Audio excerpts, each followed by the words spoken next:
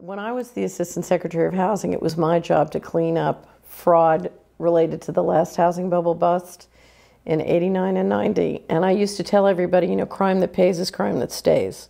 Because the problem we had in the 90s was the guys who stole the money in the 80s got away with it. And they were empowered to do it again, so to speak.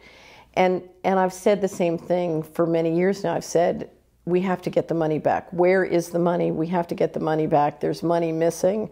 Where are the trillions that were stolen with the housing bubble and the mortgage fraud?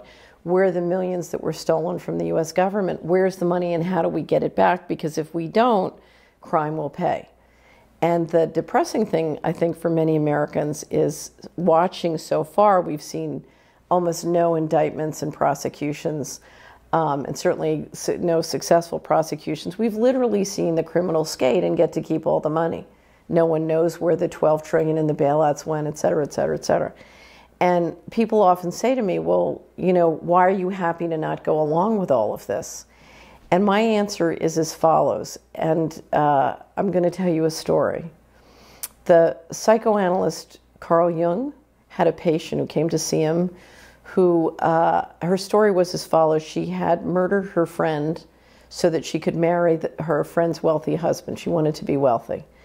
And then many years later, she had a nervous breakdown, and she came to see Jung, and she said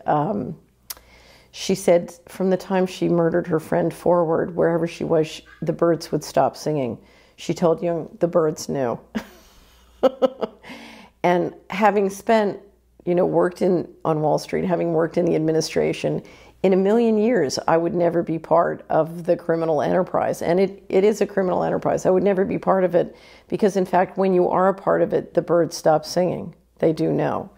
And so there are enormous non-financial benefits to not going along with crime.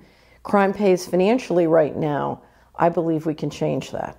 And I think changing that is a much more deeply satisfying way to live than being a criminal.